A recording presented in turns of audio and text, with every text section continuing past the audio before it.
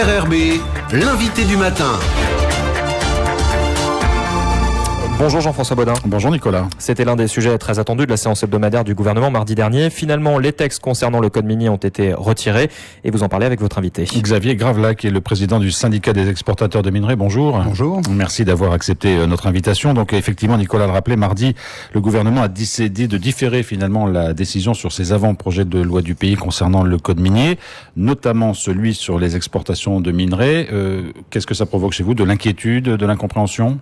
Je pense que ça a été une décision sage parce que si le nickel est un sujet éminemment politique, je crois qu'il ne faut pas qu'il soit polémique. Parce que derrière tout ça, il y a des entreprises, il y a des travailleurs, et on ne peut pas se permettre de mettre en danger la plus grosse économie de la Nouvelle-Calédonie qui donne à manger à un Calédonien sur 5. Aujourd'hui, on a 3 usines qui perdent énormément d'argent et probablement n'en gagneront-elles jamais. Donc à partir de là, il faut se poser la question de savoir comment leur permettre de poursuivre l'activité. Alors, l'exportation est une des pistes pour leur permettre de générer du cash, d'une certaine façon, de réduire leurs coûts de production.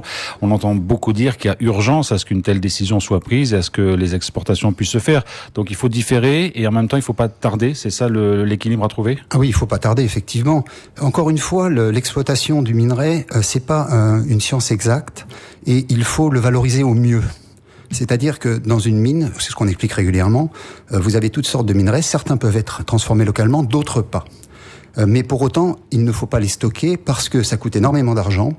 Et l'idée qui consiste à dire qu'on va garder le minerai pauvre pour les générations futures n'est pas bon, parce que des minerais pauvres, il y en a partout dans le monde. Ça veut dire que ce qu'on va laisser à nos enfants, c'est quelque chose qu'ils ne pourront pas vendre. Donc ça veut dire que très clairement, pour vous, c'est un bras de fer politique, mais qui ne se justifie pas sur le plan économique, voire sur le plan industriel? C'est-à-dire que je pense que le fait d'avoir reporté et le fait de discuter de ça dans le GTPS devrait permettre de rapprocher les points de vue. C'est ça qui est important. Le GTPS, groupe de travail des présidents et des signataires, voilà, qui devrait se réunir prochainement. Je pense que si on veut continuer à faire du nickel en Calédonie, il faut une espèce d'union sacrée. Xavier Gravelac, vous l'avez évoqué, aucune des usines n'est rentable pour l'instant. Vous avez même dit probablement ne le seront-elles jamais. Pour autant, c'est une activité, on le sait, essentielle en Calédonie, notamment en termes sociaux. Absolument. C'est un Calédonien sur 5. Si vous fermez une de ces usines, vous condamnez la CAFAT. Vous condamnez la CAFAT, purement et simplement. C'est-à-dire l'assurance maladie et la retraite. C'est quelque chose qui disparaîtra parce que c'est effectivement beaucoup de salariés, mais c'est beaucoup de salariés avec de relativement hauts niveaux de salaire. Donc ce sont des salariés qui contribuent de manière très importante aux régimes sociaux, que ce soit l'assurance maladie, l'assurance chômage, les prestations familiales et la retraite. Alors les industriels, notamment la SLN et Vale, tiennent un discours très alarmiste en disant si ces exportations ne peuvent pas se faire, on va être en réelle difficulté. Est-ce qu'aujourd'hui il y a un risque réel de voir une des usines fermées ou est-ce qu'on agite un peu un chiffon rouge? Le too big to fail, c'est trop gros pour tomber. Il y a des choses énormes qui sont tombées dans le monde et bien évidemment que ces usines sont en danger, absolument. Donc il y a un risque réel pour vous? Mais bien sûr.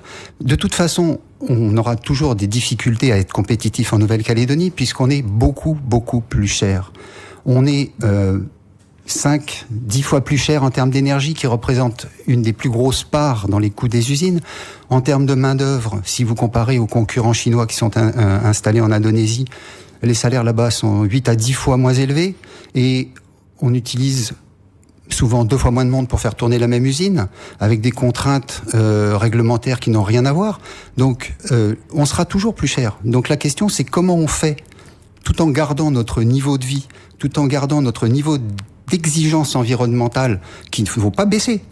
Comment est-ce qu'on fait pour continuer à vivre ? C'est ça la question. J'en reviens sur cet argument qui est mis en place par ceux qui sont opposés aux exportations en disant on est en train de piller la ressource et de la dilapider quelque part. Vous pensez au contraire que ça permet de pérenniser les choses ? C'est ce que j'expliquais tout à l'heure, c'est-à-dire que si on considère que on va garder tous les minerais non exploitables aujourd'hui pour nos enfants pourront pas les vendre. Ce qu'il faut arriver à faire aujourd'hui, c'est ce que nous faisons pour un certain nombre d'entre nous, c'est-à-dire exporter des minerais ni trop riches ni trop pauvres, de telle sorte que demain nos enfants n'aient pas que des minerais pauvres, mais continuent à pouvoir exporter des minerais ni trop riches ni trop pauvres, qui nous donneront un avantage par rapport aux Philippines, et même peut-être par rapport à l'Indonésie demain, d'avoir un minerai qui soit un peu meilleur, et donc qui intéresse Donc pour vous, la Calédonie a même une carte à jouer sur ce dossier des exportations par rapport au marché mondial. Bien sûr, et ce d'autant que les quantités dont on parle pour la Nouvelle-Calédonie, en 2019, on exporte en gros 3 millions de tonnes sur la Corée, 2 millions de tonnes sur le Japon, 2 millions de tonnes sur la Chine. 2 millions de tonnes sur la Chine, elle en achète 60 millions par an.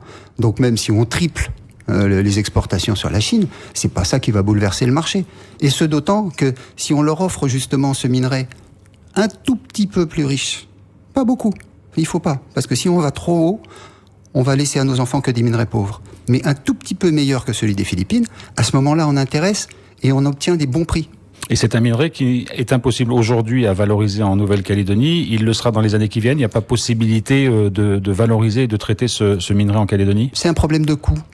C'est-à-dire que ça coûte la même chose de fondre une tonne de nickel riche que de fondre une tonne de nickel pauvre. Mais ça rapporte pas la même chose. Donc de toute façon, le problème de coût sera le même. Vous pouvez mettre du minerai pauvre dans les fours de la SLN ou dans les fours de KNS, mais vous allez augmenter les pertes, puisque vous allez faire moins de métal pour le même coût. Alors, il y a la question des exportations, mais le gouvernement a reporté aussi 2 autres avant-projets de loi. L'un qui concerne la fameuse redevance d'extraction minière et l'autre sur une taxe d'exportation pour alimenter le fonds justement pour les générations futures. Pour vous, c'est un problème technique. Ces redevances et cette taxe, elles sont c'est naturel qu'elles soient mises en place? Les industriels n'y sont pas opposés? Non, absolument pas. Ça fait longtemps qu'on travaille là-dessus et je pense qu'il est temps effectivement de trouver un consensus politique sur ce sujet. Un des gros problèmes aujourd'hui est la lisibilité de la fiscalité. On dit toujours les mineurs ne payent pas d'impôts, c'est faux. On paye tout un tas de taxes. On est en train de réactualiser une étude qui avait été faite par un grand cabinet international qui montrait que la Nouvelle-Calédonie était probablement le pays le plus taxé au niveau minier. Mais le problème, c'est que les gens qui sont impactés par la mine ne le voient pas, puisque ce sont des taxes qui tombent dans le pot commun, et finalement les populations qui sont impactées par l'activité minière ne peuvent pas toucher du doigt les retombées fiscales de cette activité. Il faut faire une refonte de la fiscalité des entreprises minières, et également mettre en place cette taxe sur les exportations qui se déclenchera à partir du moment évidemment où les entreprises gagnent de l'argent. Aujourd'hui, si vous faites la moyenne de l'ensemble des entreprises de Nouvelle-Calédonie, ça perd des dizaines de milliards. Donc effectivement, rajouter des taxes sur des entreprises qui perdent des dizaines de milliards, ça peut paraître curieux. Mais à partir du moment où on les met dans des conditions qui sont pas incompatible avec les équilibres des entreprises, évidemment qu'on est favorable. Et le fléchage est important, c'est-à-dire la destination de ces taxes pour que les communes ou même les habitants de la Calédonie voient à quoi ça sert? Le fléchage est essentiel. Essentiel. Est-ce que sur cette question de la taxe d'exportation et de la redevance d'extraction minière, là aussi il y a une urgence comme pour les exportations selon vous? Est-ce qu'il faudrait faire vite pour mettre ça en place? Je pense que ça fait assez longtemps qu'on en parle quand même. Je veux dire, le code minier, le schéma, ça date de 2009. Il y a un moment donné, il faut y aller, oui. Toute proportion gardée, c'est le même travail qu'il faut faire sur les taxes sur l'industrie minière qui a été fait pour la TGC, finalement, une sorte de simplification des taxes existantes pour redonner un nouveau modèle fiscal? Probablement. C'est un des éléments, bien sûr, qui permettrait justement de montrer aux populations concernées que l'activité minière leur offre des retombées fiscales, mais il faut aussi se pencher sur la redevance sur l'exportation, qui elle devrait alimenter un fonds. Alors faut pas rêver, on fait pas du pétrole, on fait du nickel, donc les marges sur le nickel sont beaucoup plus faibles. Donc, mais il faut le faire. Il faut le faire. Alors, est-ce que c'est pour les générations futures? Est-ce que c'est pour aider à diversifier l'économie de la Nouvelle-Calédonie, qui est une urgence? Ça, c'est une urgence. Alors, on a parlé d'une réunion du GTPS pour reprendre ces sujets un peu plus tranquillement, si j'ose dire. On parle aussi des assises du nickel d'ici la fin de l'année. Il est urgent de mettre les choses à plat, de les dépassionner, même si on sait que dans le contexte politique, c'est difficile. Moi, je pense que tout ce qui peut contribuer à ce que les gens qui ont des avis divergents échangent de manière calme et sereine sur un sujet aussi important sont des opportunités à saisir. Un mot pour terminer, Xavier Gravela, sur l'état du marché aujourd'hui, le marché du nickel, l'exportation de la tonne. Est-ce que c'est un marché porteur ou pas encore suffisamment? Alors, le marché du métal est relativement stable à un niveau très moyen. En tout cas, à un niveau qui ne permet certainement pas à nos usines de gagner de l'argent, ça c'est certain. Le marché du minerai est un petit peu meilleur, et notamment pour le minerai calédonien, qui justement a ce petit avantage. Petit, il ne faut pas qu'il soit gros, parce que s'il est gros, on va piller les ressources pour nos enfants. Petit avantage, le garder toujours, et là, en ce moment, effectivement, on a des conditions qui sont correctes. Xavier Gradin, merci beaucoup d'avoir été avec nous ce matin. Merci beaucoup.